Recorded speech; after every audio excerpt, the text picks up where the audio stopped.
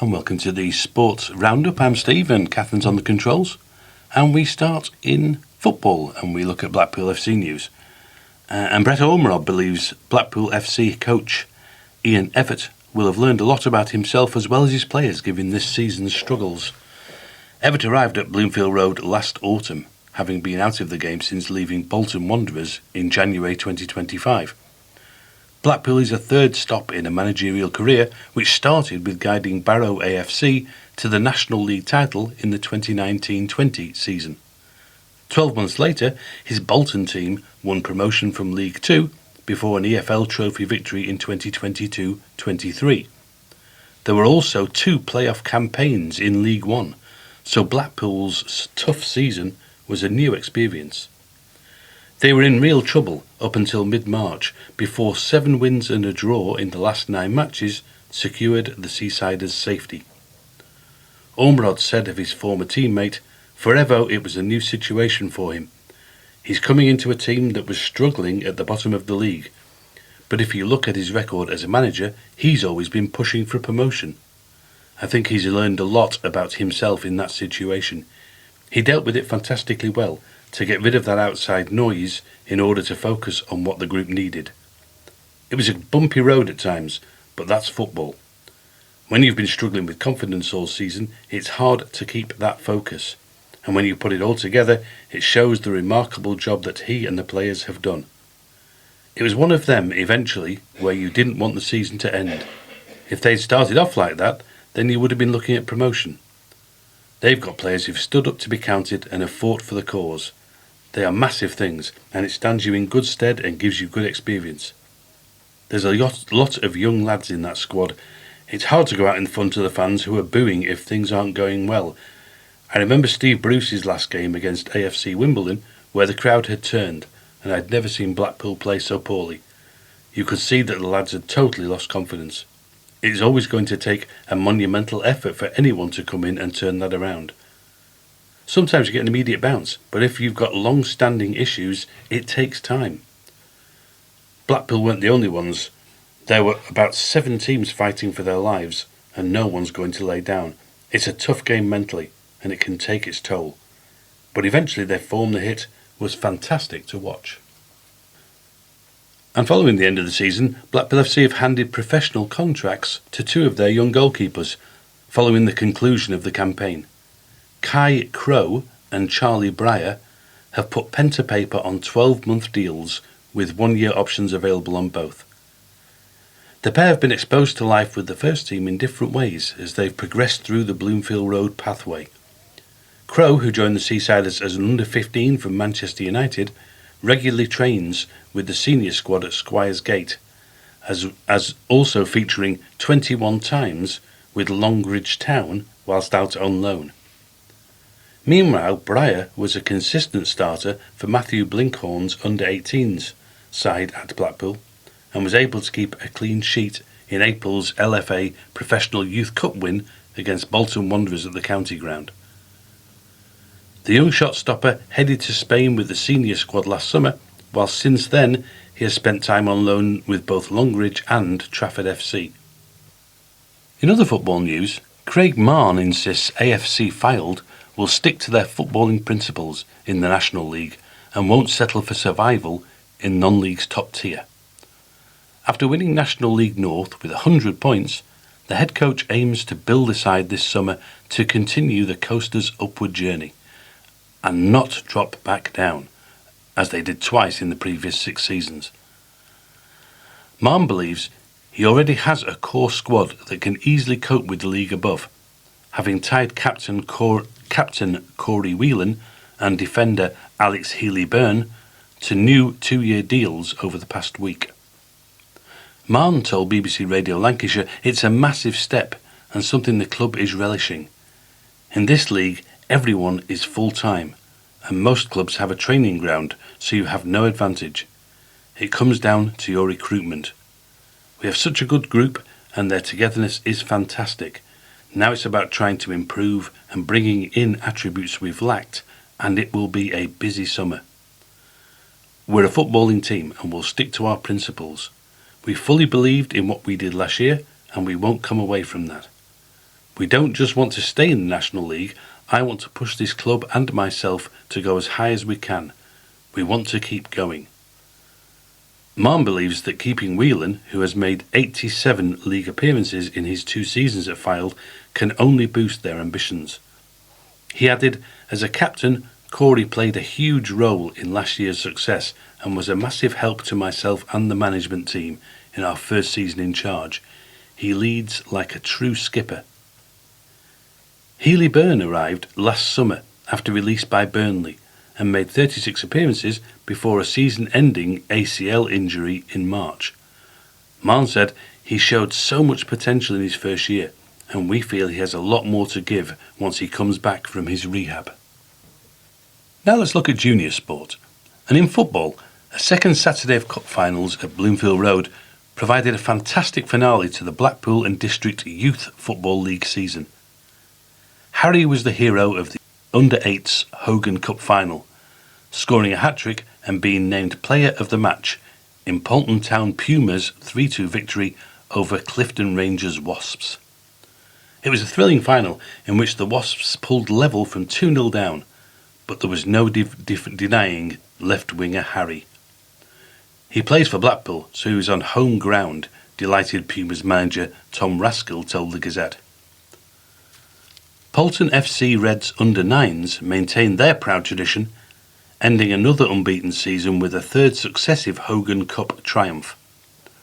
They defeated Fylde Coast Soccer Messes 3-1, and manager Mark Watkinson said, "We've brought in new players this season to go from 5-a-side to 7-a-side, and one of them, Reggie, scored in the final." Fylde Coast Soccer Figos crowned their fine season in style with a 4-1 win over Foxhall JFC in the under-10s Hogan Cup final. Clifton Rangers Vespers under-12s were second in their league, but went one better in the Hogan Plate, defeating Wyre Junior Blacks 3-1 in the final. The under-12 Hogan Trophy final brought together 2 sides who will continue to battle it out for the league title until the end of the month. Kirkham Junior Yellows ended Spirit of Youth Scorpions' 21-game unbeaten run recently, but the Scorpions gained revenge at Bloomfield Road, lifting the trophy after a 5-1 victory.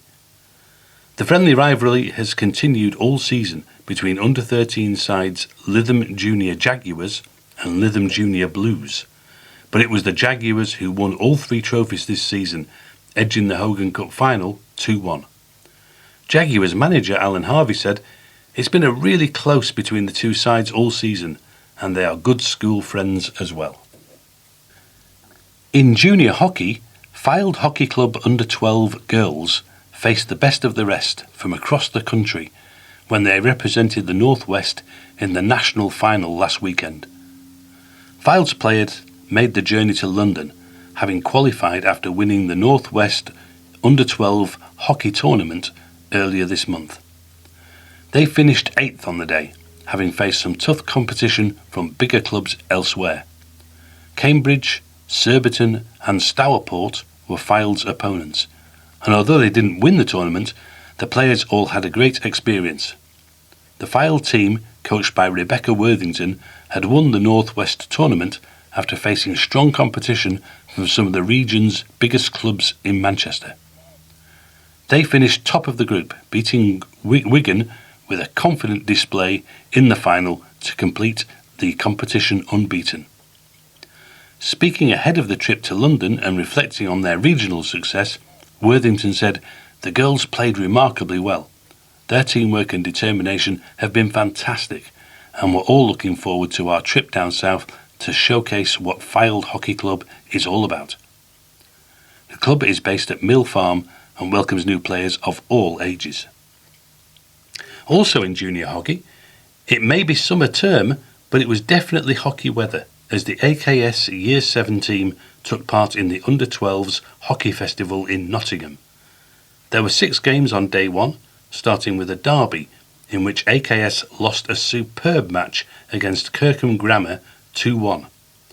Another close contest against Dame Allen's School from Newcastle ended in a 1-1 draw. AKS earned their first win against Kingston GS attacking strongly down the right for a 2-1 victory. A draw with Kimbolton School from Cambridgeshire followed, before a busy day ended with a narrow 2-1 defeat to King's Macclesfield and a draw against St Teresa's, a game abandoned because of thunder and lightning. AKS produced excellent performances on day one, competing well in all their games and scoring in all but one. The weather was very different on day two, with blue skies and sunshine, and AKS played to a very high standard despite tired legs. Having started the day with two superb 3-0 wins, AKS played their best hockey of the day to draw 2-2 with Kings and demonstrate their progress. The squad dug deep to finish the festival strongly with 2 wins, 2 draws and 1 defeat on day 2, scoring in every game. It was a fantastic experience for a squad who represented AKS brilliantly on and off the pitch. Now to cricket, and we begin with the little good news that a Fylde Cricket Club, which was home to one of the biggest names in sport, is celebrating a cash boost for its young stars. St Annes Cricket Club has been given £1,000 to help enhance coaching provision and sustain the club's growth across all age groups. The club offers cricket opportunities for all ages from 5 to 8 years old in the ECB All-Stars programme to youth sides up to under-17s, as well as girls softball and women's softball league teams. The donation from house builder Barrett Homes will be used towards acquiring a new retractable roll-out plastic pitch where the junior teams will be able to use in wet conditions. Matthew Dougal, Junior Cricket Coordinator at St Anne's CC, said, "We're extremely grateful for Barrett Homes' kind sponsorship. In this day and age, volunteer-led organisations like ours find it increasingly hard to balance rising costs. This donation will help us strengthen our coaching setup, both in numbers and skill level, something that is vital to the club's long-term development. Our club is at the heart of the local community and one of the largest sports clubs in the area. We're proud to provide a welcoming space, not just for cricket, but for other local groups to use our facilities." Founded in the late 1880s, St Anne's Cricket Club has produced and hosted world-class cricketers over the decades, including Andrew Freddie Flintoff, who rose through the St Anne's CC junior and senior ranks before embarking on his professional career with Lancashire and England. Also in cricket, Saturday's Derby Day in Division 2 of the Northern Premier Cricket League saw Fleetwood pick up a 4th win after beating Lytham by 19 runs. The team's first league meeting at Broadwater saw Fleetwood bat first, as they were 189 all out with 7 deliveries remaining. More than half their runs were scored by professional Mohammad Huraya, the Pakistan Test player, hitting 9 boundaries in his 88. He also shared a partnership 76 for the second wicket with Jeremy Davis, who scored 39, whose exit triggered a slip from 85 to 1 to 114 for 6. However, Captain Declan Clarkin helped steady the ship, scoring 32 in a stand of 59 with the pro. Lytham's overseas ace Sahan did his bit with 6 for 62, his 4th haul of 5 wickets or more this season. The batters couldn't take advantage as they were 170 all out with 9 balls left. Their hopes were raised by Henry Roberts' 53 and 3rd wicket stand of 72 with Stuart Davidson. No one else scored more than Davidson's 18 though, and Lytham were polished off by Matt Siddall with 4 for 32 and Clarkin with 4 for 39.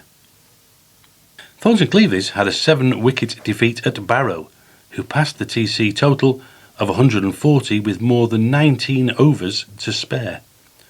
Josh Sackfield made 35 after the visitors were put in, though their innings fell away from 99 for 2.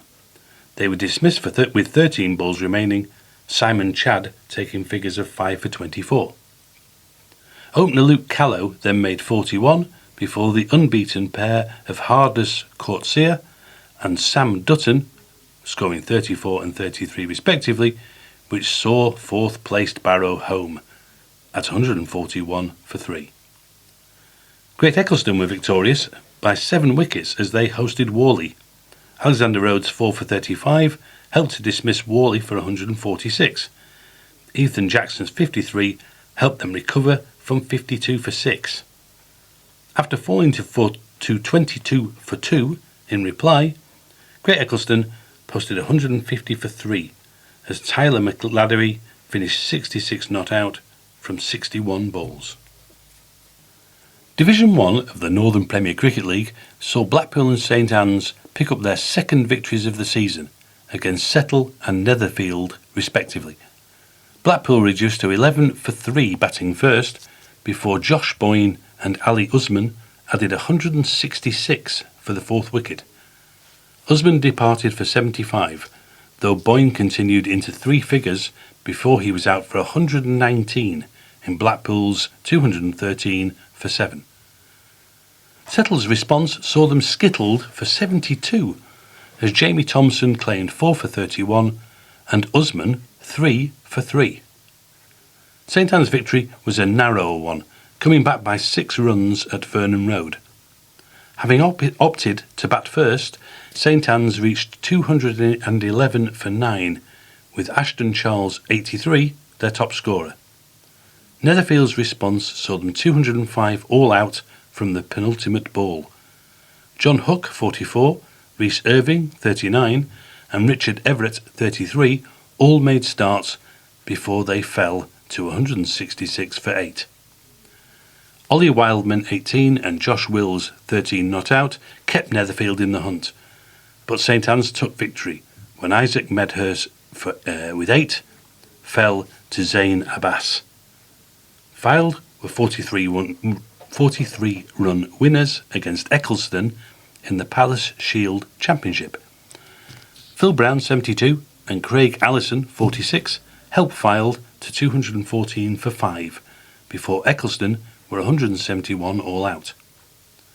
Kirkham and Wesham beat Fleetwood seconds by 7 wickets in Division 1. Anthony Wilson's 5 for 21 helped to dismiss Fleetwood for 67 before Kirkham and Wesham hit 69 for 3. Harry Berkman is feeling optimistic for the year ahead after St Anne's Cricket Club's first month of the season. Berkman had taken charge of a revamped squad at Vernon Road following last year's promotion to the Northern Premier Cricket League top flight. While they might have only won one of their first 6 league and cup matches in 2026, Berkman's players have been well in contention in most of them. "I'm really pleased with how it's gone, to be honest," Berkman told the Gazette. "It's not perfect if you look at the overall results, but when we met Longridge in the 40 over cup, we dropped 6 catches and probably could have won that game. Playing Kendal, last year's champions in the first league game, was never an easy start, but we bowled and fielded really well. After last weekend's league match at Longridge was abandoned, the hope is that the next 2 matches bring better weather. Both are at Vernon Road, where Netherfield visit in the Northern Premier Cricket League before Lytham make the trip when the 40 over cup recommences the following weekend." Berkman added, "Netherfield are another team you look at and think they're going to be up there, but there's no reason why we can't win if we play well. Lytham is a game that we're really looking forward to because we don't get the chance to play them that often." In athletics, Lytham St Annes Roadrunners were represented at the Farmhouse 5, a 5-mile race around Cockerham. Ross McKelvey won in 27 minutes and 50 seconds, followed by James Whittle in 28.38, Steve Pepper 32.07, Stephen Rodway 36.25, Joe Holt 37.38, Kathy Gaunt 38.55, Gillian Anderson 38.56, Dan Gregson 39.09 and Sue Hawkett in 42.42. The latest Mid-Lancs track and field meeting at Salt Wyre saw club records broken in the men's V50 and V60 200 metres by Greg Ashworth in 33.33 and Stephen Rodwell 33.6 respectively, whilst Ashworth was also 12 in the 400 metres in 81.9 seconds. Jake Rodwell, 9:43, James Whittle, 10:26, Joe Holt, 12:35, and Stephen Rodwell, 13:13, also ran the 3,000 metres. Ruben May added the under-18s 100 metres in 15.7 seconds, in addition to doing the under-16 long jump at 3.43 metres and the 200 metres in 31.8 seconds. Arthur May competed the under-12s 75 metres in 13.1 seconds, 150 metres in 27 seconds, and the shot put at 3.12 metres. Annabelle Blewett, 32.7 seconds, and Lena Zargat, in 33.7 seconds, ran the under-14s 200 metres, whilst under-12 Isla Elsender ran the 150 metres in 23.9 seconds and 600 metres in 2 minutes 4.2 seconds. Pam Hardman was first in the V65 in 50.28, and Sue Hawkett ran 54.02 in the 3:15 10k.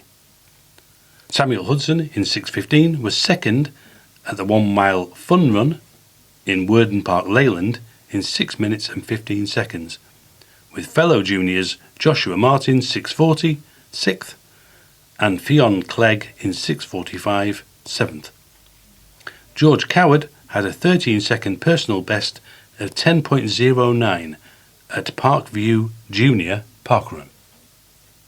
In fishing, it's fair to say that last week's incredible beach fishing along the Fylde Coast has been some of the best we've had so far this year, with smooth hounds now well and truly in, both in numbers and size, and providing some fantastic sport.